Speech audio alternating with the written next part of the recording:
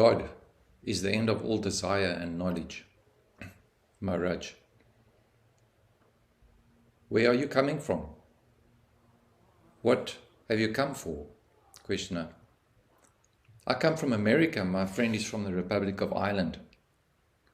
I came about 6 months ago and I was traveling from ashram to ashram. My friend came on his own. Maharaj, what have you seen? Questioner, I've been at Sri Ramana Ashram and also I visited Rishikesh. Can I ask you, what is your opinion of Sri Ramana Maharshi? Maharaj, we are both in the same ancient state, but what do you know of Maharshi? You take yourself to be a name and a body, so all you perceive are names and bodies. Questioner, were you to meet the Maharshi, what would happen? Maharaj, probably we would feel quite happy. We may even exchange a few words. Questioner, but would he recognize you as a liberated man? Maharaj, of course. As a man recognizes a man, so a jnani recognizes a jnani. You cannot appreciate what you have not experienced. You are what you think yourself to be, and you cannot think yourself to be what you have not experienced. Questioner, to become an engineer, I must learn engineering. To become God, what must I learn? Maharaj, you must unlearn everything. God is the end of all desire and knowledge. Questioner, you mean to say that I have become God merely by giving up the desire to become God? Maharaj, all desires must be given up, because by desiring, you take the shape of your desires. When no desire remains, you revert to your natural state. Questioner, how do I come to know that I have achieved perfection? Maharaj, you cannot know perfection. You can know only imperfection. For knowledge to be, there must be separation and disharmony. You can know what you are not, but you cannot know your real being. You can be only what you are. The entire approach is through understanding, which is in the seeing of the false as false. But to understand, you must observe from outside. Questioner, the Vedantic concept of Maya, illusion, applies to the manifested. Therefore, our knowledge of the manifested is unreliable. But we should be able to trust our knowledge of the unmanifested. Maharaj, there can be no knowledge of the unmanifested. The potential is unknowable. Only the actual can be known. Questioner, why should the knower remain unknown? Maharaj, the knower knows the known. Do you know the knower? Who is the knower of the knower? You want to know the unmanifested. Can you say you know the manifested? Questioner, I know things and ideas and their relations. It is the sum total of all my experiences. Maharaj, all? Questioner, well, all actual experiences. I admit I cannot know what did not happen. Maharaj, if the manifested is the sum total of all actual experiences, including their experiences, how much of the total do you know? A very small part indeed. And what is the little you know? Questioner, some sensory experiences are related to myself. Maharaj, not even that. You only know that you react. Who reacts and to what, you do not know. You know on contact that you exist. I am. The I am this, I am that, are imaginary. Questioner, I know the manifested because I participate in it. I admit my part in it is very small, yet it is as real as the totality of it.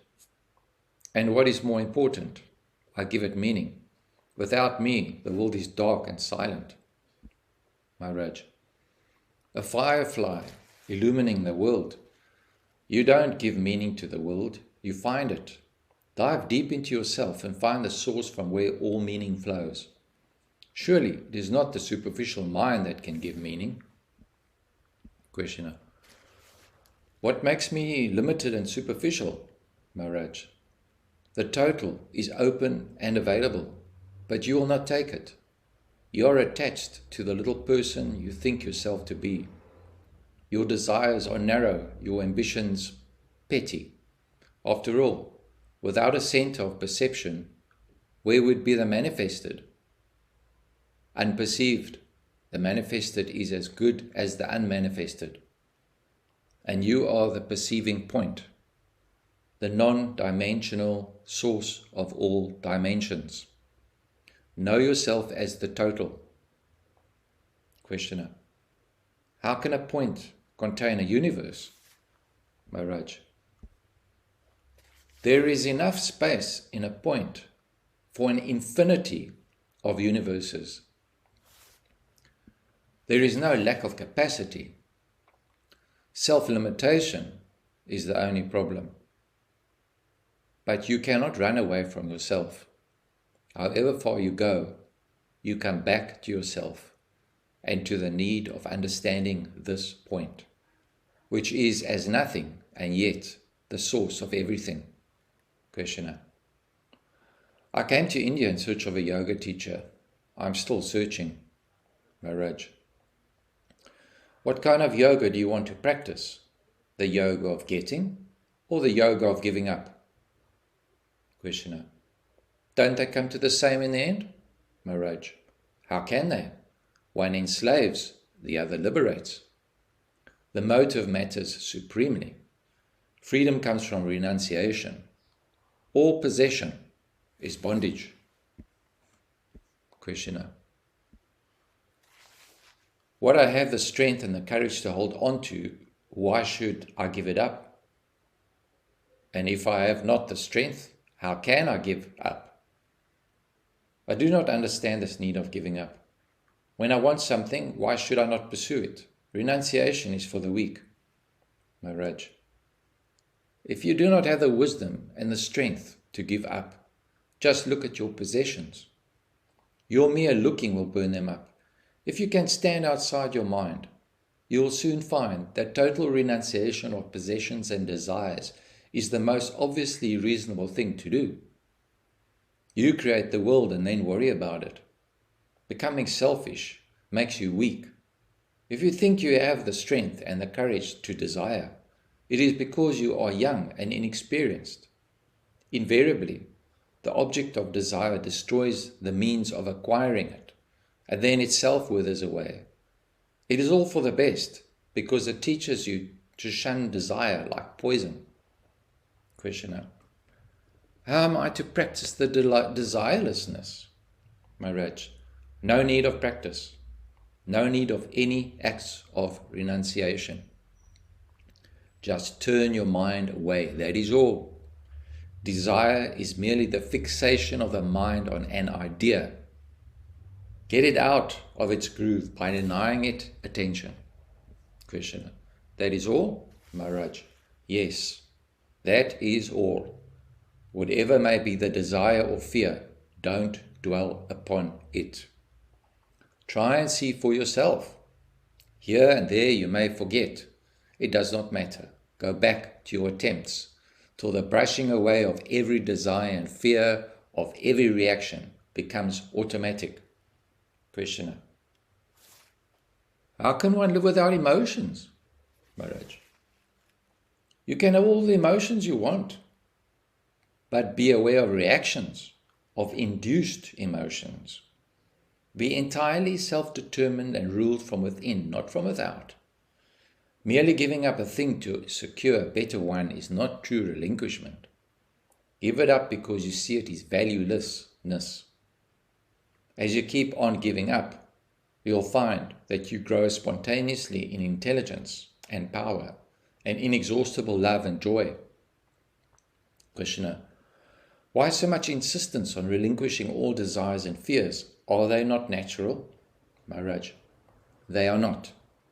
They are entirely mind-made. You have to give up everything to know that you need nothing, not even your body. Your needs are unreal and your efforts are meaningless. You imagine that your possessions protect you. In reality, they make you vulnerable.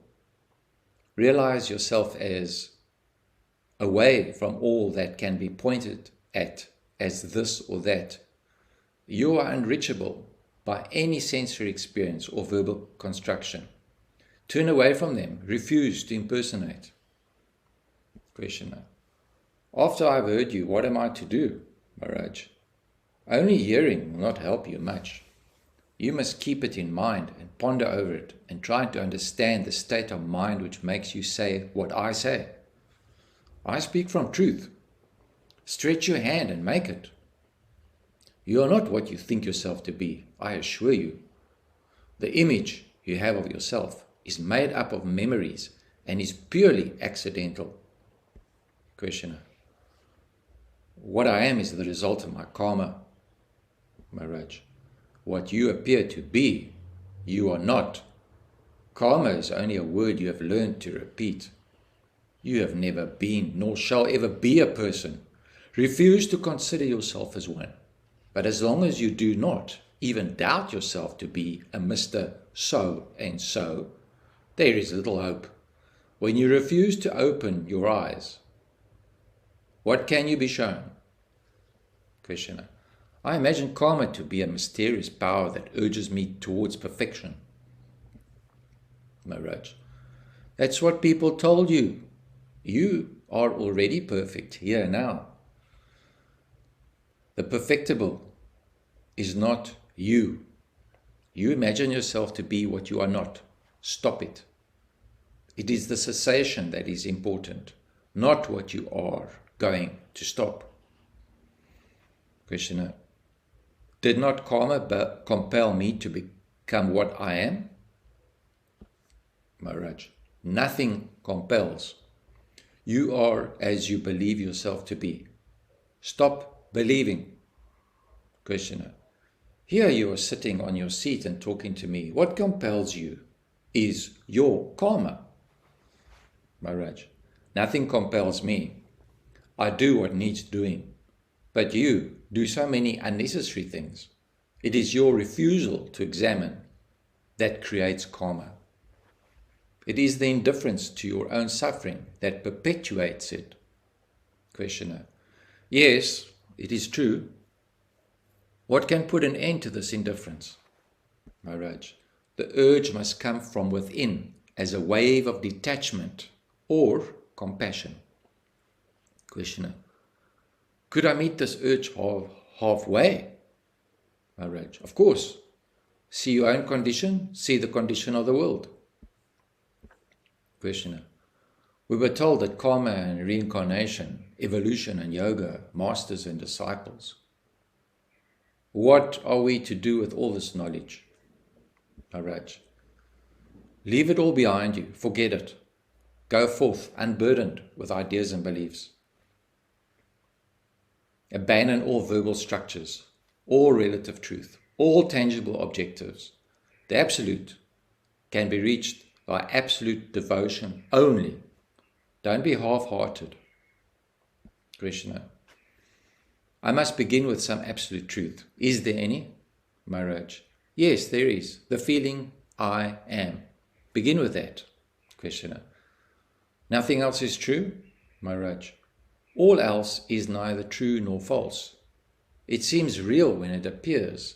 It disappears when it is denied. A transient thing is a mystery.